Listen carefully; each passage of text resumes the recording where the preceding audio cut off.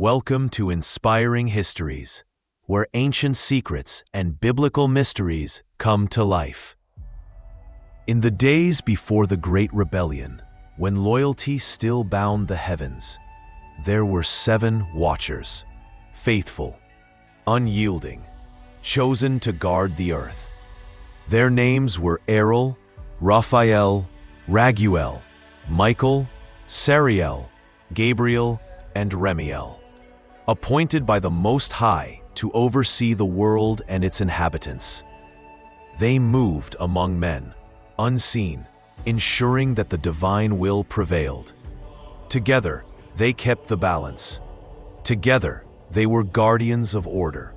But not all the watchers remained steadfast. Among them were those whose loyalty began to waver. Angels who gazed upon the world and saw something they could not resist. The daughters of men, beautiful, enigmatic. Their presence stirred something unexpected in the hearts of the watchers. At first, it was just a thought, a fleeting curiosity.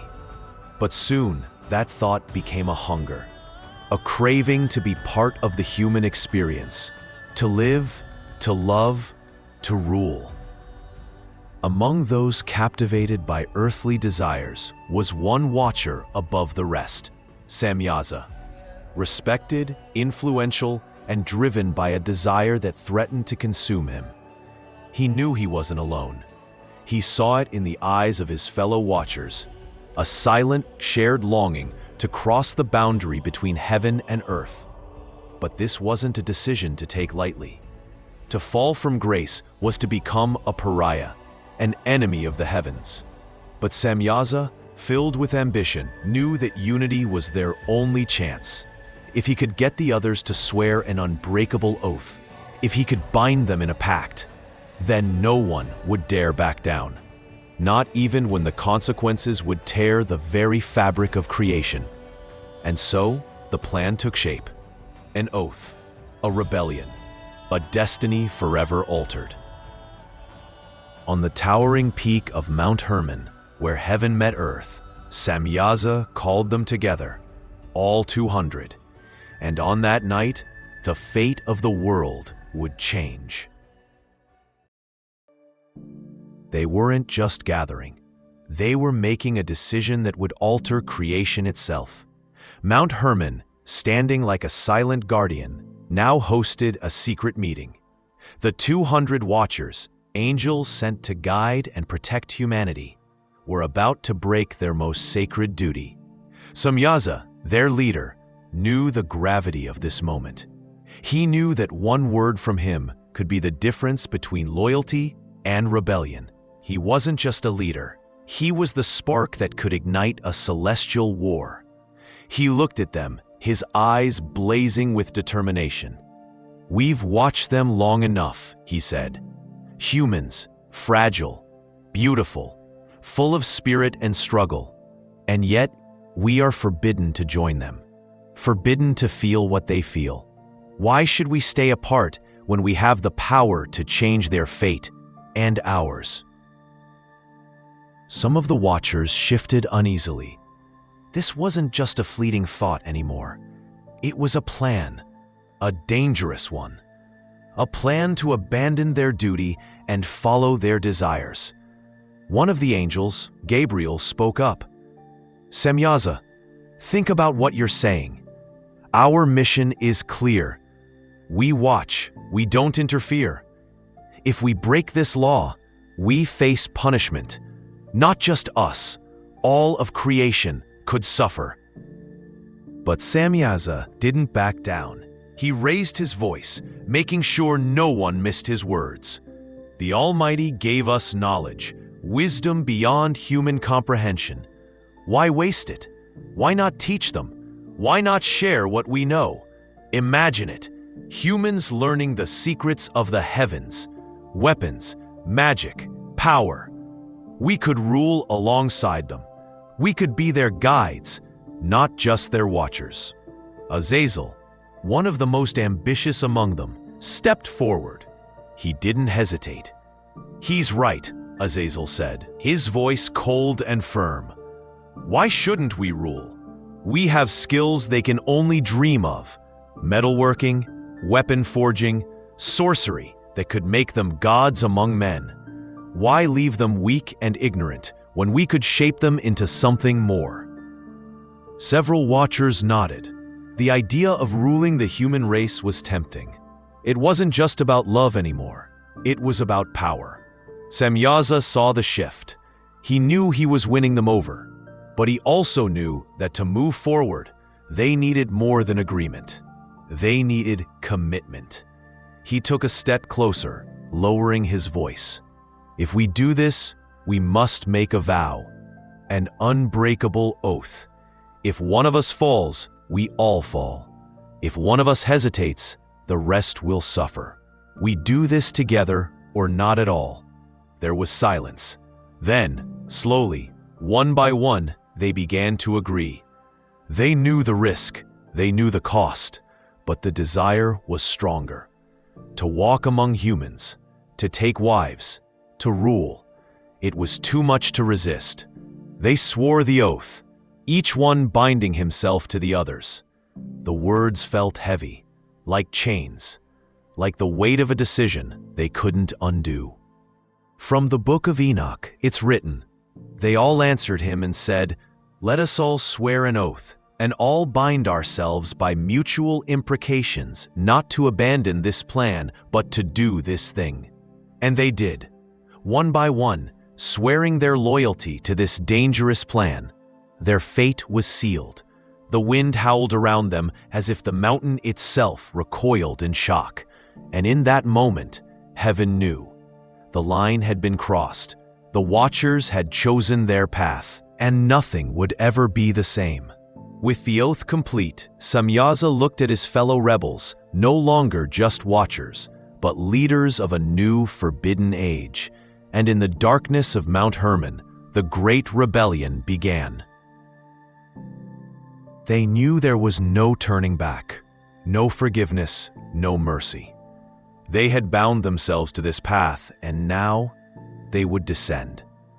As dawn broke over the rugged landscape, the watchers moved down from Mount Hermon. Step by step, they left behind the purity of heaven and approached the world they once vowed only to watch. The oath still burned in their minds. There was no room for regret, only resolve. The human world was just waking up. Villages scattered across the valleys, people rising to tend their fields, unaware of the danger approaching. Semyaza led them, determined to seize this new life, his mind racing with the possibilities. Azazel walked beside him, already planning how to use his forbidden knowledge. Others followed, some hesitant, some driven by newfound ambition. When they reached the first village, their presence didn't go unnoticed. They appeared as radiant beings, tall, powerful, with an otherworldly glow. The villagers stared, unsure whether to fear or revere them. Semyaza spoke first, his voice calm, almost soothing. "We have come to live among you," he said, "to teach you, to guide you." The people listened, captivated. It didn't take long for the watchers to gain their trust. Azazel wasted no time. He gathered the men, teaching them to forge weapons from iron, swords that glinted in the sunlight, spears sharp enough to pierce armor. He showed them how to shape metal, not just for survival, but for power. And it didn't stop there. He showed the women how to adorn themselves, to paint their faces, to use precious stones to enhance their beauty. Vanity took root. Men became warriors. Women became symbols of allure and power. Human nature itself began to shift. From the book of Enoch, it's written, "And Azazel taught men to make swords, and knives, and shields, and made known to them the metals of the earth and the art of working them, and bracelets, and ornaments, and the use of antimony, and the beautifying of the eyelids." The world became restless. Communities turned into factions. Peace gave way to violence. The Watchers didn't just teach, they transformed. And the most terrifying change was yet to come.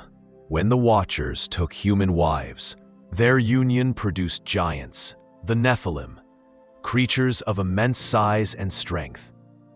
Born from the union of the divine and mortal, they towered over men, demanded worship, and ruled with brutality. They devoured anything in their path. Men, animals, nothing was spared. Their hunger was insatiable. The Watchers saw what they had done. Their children were monsters, and their presence corrupted the world. What started as a desire to be closer to humanity became a nightmare they couldn't control. They had not just crossed a line, they had shattered the balance. And the cries of humanity reached the heavens. The faithful Watchers watched from afar, grieving over the choices of their brethren, knowing that judgment would come, and it would be swift and unforgiving. The world changed rapidly. The presence of the Watchers among men wasn't just an encounter, it was an invasion. And the effects were far more devastating than anyone could have foreseen. The Nephilim grew stronger by the day. They were not like men. They towered over the tallest warriors, their strength unmatched, their appetite insatiable. They didn't just consume food, they devoured the very essence of humanity. Fear, obedience, power. Humanity was not just adapting, it was being reshaped. Villages that once thrived on cooperation now fell under the iron rule of the Nephilim. Men who had learned warfare from Azazel now found themselves fighting not just enemies, but their own monstrous kin. The chaos didn't end there. From the Book of Jubilees, it is recorded, they begat sons, the Nephilim, and they devoured the labor of men. When men could no longer sustain them, the giants turned against them and devoured mankind. It wasn't just domination, it was annihilation. Families disappeared overnight. Entire communities wiped out. The once peaceful valleys became battlefields. Some Watchers tried to justify their actions. Samyaza claimed humans needed strong leaders, that the chaos would bring a new order. But it was clear, this wasn't guidance, it was tyranny. Azazel, growing more reckless, began to share even darker secrets. Not just weapons, but rituals, ways to control the spirits, to manipulate life itself. He taught men how to summon forces that should never be touched. Magic, once reserved for the divine, now became a tool in human hands, and with it came curses, darkness, and death. From the Book of Enoch, it's revealed, and there arose much godlessness, and they committed fornication, and they were led astray, and became corrupt in all their ways. Sorcery, violence, corruption, it spread like wildfire, corrupting everything it touched. The cries of the innocent reached the heavens. The chaos could no longer be ignored. The faithful Watchers, still committed to their duty, began to intercede. Gabriel, guardian of paradise, saw the devastation spreading. He knew that this could not continue. He pleaded with the Most High, asking for a way to save what remained. Michael, the great warrior, prepared for battle. He knew the rebellion had gone too far. This was no longer about desire, it was destruction. He gathered the heavenly host, ready to confront the fallen. But before war could break out, a decision from above. Judgment would come, and it would be absolute. The Almighty sent word. The corruption must be purged, and the only way to cleanse the world was to start over. A flood. One that would wipe away the wickedness, cleanse the earth, and give humanity a second chance. The faithful watchers knew that judgment was imminent. The rebellion would be crushed, but not without consequence. And as the skies darkened and the earth trembled, humanity braced for the wrath to come. The decree was issued. The watchers who had betrayed their duty would be punished. The Nephilim, monstrous offspring born of forbidden unions, would be wiped from the face of the earth. And the corruption that spread like a plague, it had to end. The Most High commanded the archangels to act. Raphael, the healer, was sent to bind Azazel. Azazel had taught men the secrets of war, the crafting of weapons, and sorcery that corrupted their souls. Raphael found him, hiding in the wilderness, surrounded by those who revered his dark knowledge. Without hesitation, Raphael struck him down, binding him hand and foot, casting him into darkness. Covered in chains, Azazel would remain there until the final judgment. From the book of Enoch, it is written, "And the Lord said to Raphael, Bind Azazel hand and foot, and cast him into the darkness, and make an opening in the desert, which is in Dudel, and cast him therein." Meanwhile, Michael, the great commander of the heavenly host, led the charge against Samyaza and his followers. They descended upon them with blazing light, driving the rebellious watchers into terror. Samyaza tried to rally his brothers, but they were no match. One by one, the fallen angels were struck down, their strength shattered. They were bound and cast into the abyss, imprisoned until the day of reckoning. But the Nephilim, the giants who ravaged the earth, could not be simply bound. Their existence itself was an abomination. The Almighty decreed a flood, a deluge that would cleanse the earth of their corruption. Uriel, the archangel of wisdom, was sent to warn Noah. "Build an ark," he commanded, "for the floodwaters will come, and only the righteous shall be saved." The faithful watchers looked on, grieving the fate of their fallen brethren. They had once walked together, shared purpose, shared loyalty. But now, those bonds were broken, and as the rains began to fall, the earth itself seemed to mourn. The flood came, raging waters swallowing the wicked, the cries of the Nephilim fading into silence. And when it was over, the world was changed. But the memory of the rebellion would never be forgotten. The waters receded, leaving behind a world cleansed of corruption. The Nephilim, once fierce, powerful, and feared, were no more. Their bones scattered beneath layers of mud and debris.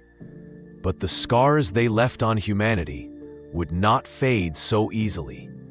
The few who survived whispered tales of giants, of angels who descended from the skies and took what was not theirs to take. They spoke of divine beings who betrayed their purpose and brought ruin to the earth. And as generations passed, the stories became legends, fragments of a forgotten history. But the fallen watchers, they remained imprisoned, chained in the abyss, locked away from the world they had once dominated. Azazel, still bound in darkness. Samyaza, imprisoned in the deepest pit. Their punishment was severe, and it would last until the final judgment. From the book of Enoch it is written, "And the Lord said unto Michael, Go, bind Samyaza and his associates, who have united themselves with women, and soiled themselves in all their uncleanness. They would never walk the earth again. They would never taste freedom. The heavens themselves had decreed it. The faithful watchers, still watching, still protecting, could only mourn the loss of their brethren. They knew the price of rebellion. They knew what it meant to fall from grace, and they vowed never to let it happen again. To this day, their vigil continues, guardians of a world still haunted by the sins of the past, waiting, watching, knowing that one day judgment will come for all. The earth slowly healed. New generations rose, unaware of the ancient rebellion that nearly tore creation apart. The Watchers who remained faithful continued their mission, guiding humanity from the shadows, determined never to repeat the same mistake. But the stories of the fallen lingered. The remnants of the Nephilim, bones buried deep beneath the ground, became the stuff of myths and legends. Tales of giants and divine beings who dared to challenge the will of the Almighty. From the Dead Sea Scrolls, it is hinted, the giants were destroyed, but their spirits lingered, wandering the earth as restless souls, seeking redemption they would never find. Even after the flood, the echoes of their existence refused to vanish completely. The faithful Watchers knew that the world would always remember, not just the rebellion, but the cost of defying divine order. And as they remained in their eternal vigil, they understood one simple truth. Evil born from pride would always find a way to rise again. And so they watch, waiting for the day when the balance must be restored, and the final judgment will come for both the fallen and the faithful.